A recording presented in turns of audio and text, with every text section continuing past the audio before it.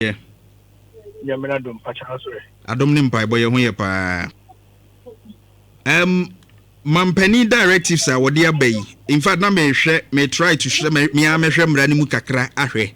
Say etesen but ye me hu ni say as a mampani ne directives na wodi aba no.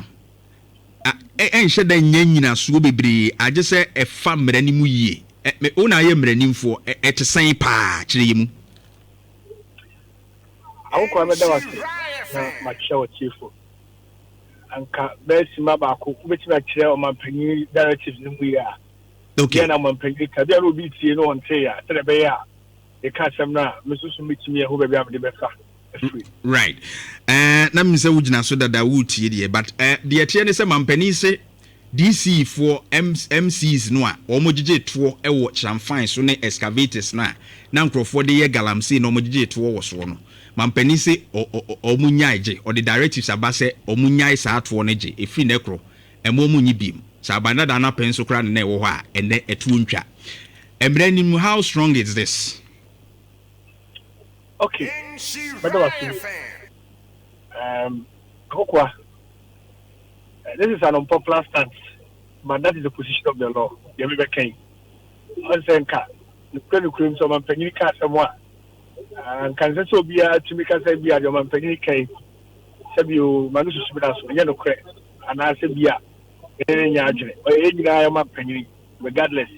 Kadobeka be a no, I was say a koto, ET. I was a bamboo mua. Tell her be a man so a walk and sana the actual. Okwa me paucho ibisa semba yemra na edigu o man so we en tax law na tax revenue law na say a tour which is tax in English ana obi ejeje a yemra na mani pa no tumi se onjeje na mra na kata so ana kye kwan ya befa so a ebeka se emo obi nyi tour we ana se a tour we te so eye nipa mienu ana oman mra no ehye ne kitchen say omutimi ma tax waivers and tax exemptions but a parliament of Ghana okay ana GRA Penyimpa commissioner general no sure omutimi ma tax waivers and tax exemptions nti o man panyin kwa no so mra no mu a ono na katua ye de ma no tax exempted ye nye ne to e wo so enyo mampanyin na tumi ara ka say me yo mampanyin nti say me makatua me tia to so parliament e da gitu say e ma mampanyin enti ato bigidi say de ma kire ko bi what affair sure nipa ekuo mienu that's parliament and commissioner general for GRA nti asem na we yin say e to nko ade a which is taxa sam nipa mienu amabo ogugu e da bitumi ayata adwuma so mampanyin etumi so oba ye MMDAs na ye metropolitan municipal and district assemblies yo mo jeje no enye ni nyina na ye to va de to kwa de Ghana Revenue Authority for na ejeje ye ejeje wo MMDAs no and ye fa no rates, fines and fees right rates, fines and fees na eno no chese so bi obi wo mansi bim Oma wo tumi so mutumi hye omomra the patotio my own social studies kakra ne government kakra there were three arms of government and the war maimu there were the executive there were the legislature and there were the judiciary emu bia distinct and separate from each other just obi a odwumadia odie it's executive no executive powers legislature no legislative powers and judiciary no judicial powers. Now, one institution, I want more than one power. I MMDAs. And see, Mamisa came me work my CDA.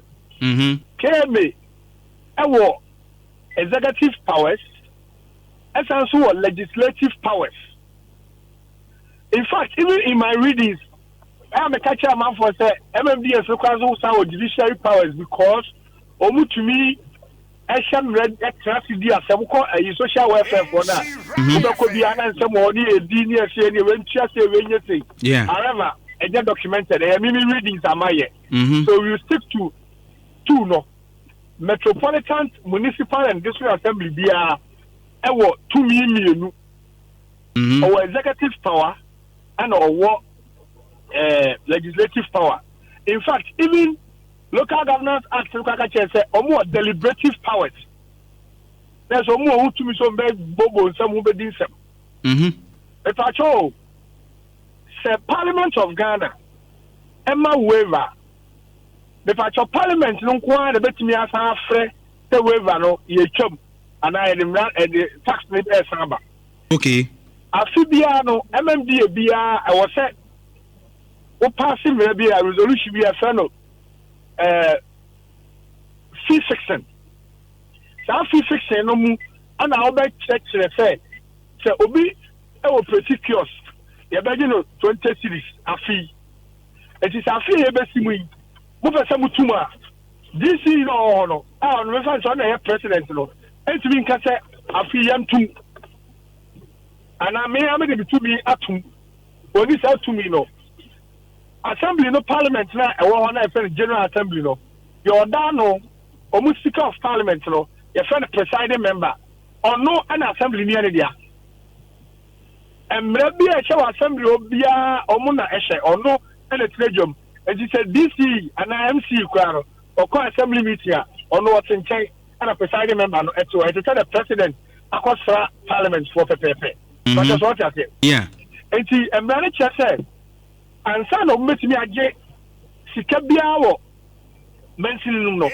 I just over the crowd, General Assembly, not Omoko Bobo home, no Mujitum.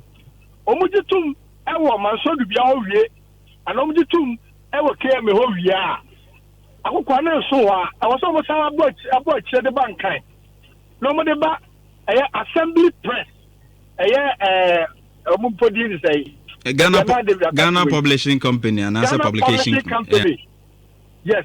Now, I'm about to gazette. Safi fixing now. Oh my God! Ebe yamra. It's yenyaji tu mu yena ebe yamra sa. Ako kwa obiya ni wa obetim de na no. Akase ade emunya ye. Just say it's also fast process na ebe yamra dum. Na it's also fast. So the view wa. Just a call General Assembly obio. And also, the presiding member, no, and I was offer. It is a presiding member, no, assembly members can say, I'm fair. We are there, Untumina. Indeed, the old can say to send Galamseyers Central D. She say, Man Penisu Munya Krana, Essa Assembly no Asia, presiding member, Efre, na Assembly in Asia, no Muna Jetum say, Man Penidia Simbia Bassi, Inti, Giant Sana, Timia Yeduma. And of course, and no. See, I remember a bua or more man penny and a beer almost in church. And look at the presiding member, no, I am also Chinia. Over to me, the court say, I don't know, I get to say this guy in one year. It's a moon pen to Tom Pen and Noah. There was somewhere and say, or some side of the assembly or back. Near party resolution. Here you claim. They say about the America, something in brown. It is a mampenia. Okay. And the assemblies be one more. A presiding member no need as yes or Jim Mampenia Semnatuma. A bad day some business as Amrano. Of course.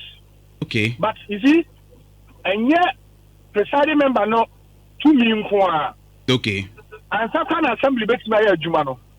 So offer meeting over 14 days notice also several. However, 14 days ago, and I'm about meeting with me as Patino. I just said 2 tests, at least 2 tests. It is a 7 years near 10. I was a move 6.5 and a 7 ever. Okay. And then I want to be quite the Juma Mubabedino. It is a 7 members no consum play Saturday and so meeting you come Mampona, I Juma. Hey. As a Mampenia comes one way assemblies in Biwa, so many Yantias, a bay say. At one big idea was rule. And I say this is an unpopular stance, but that's the position of the law. Wow. Lawyer Clement Opoku Jenfi, Yadasia no pay for Nchimuno. You've really educated us. All right. Yadase lawyer Clement Opoku Jenfi Esquire. Esquire, no, or a legal practitioner. Na, they say, mampani aka deɛ nanso wohwɛ mmerɛ n'anim a one thing I like about this man ne sɛ ɔkasa nso a ɔsa de obuo ɛto ho na waka no sɛ nka ɔno a ɔka na anything, but that is the position of the law. Say pani aka sɛm anaa mampani aka sɛm na ɔbɛkyerɛ mmara no in that direction, and that is how it's supposed to work. Enti na nana mɛka m'ani abere no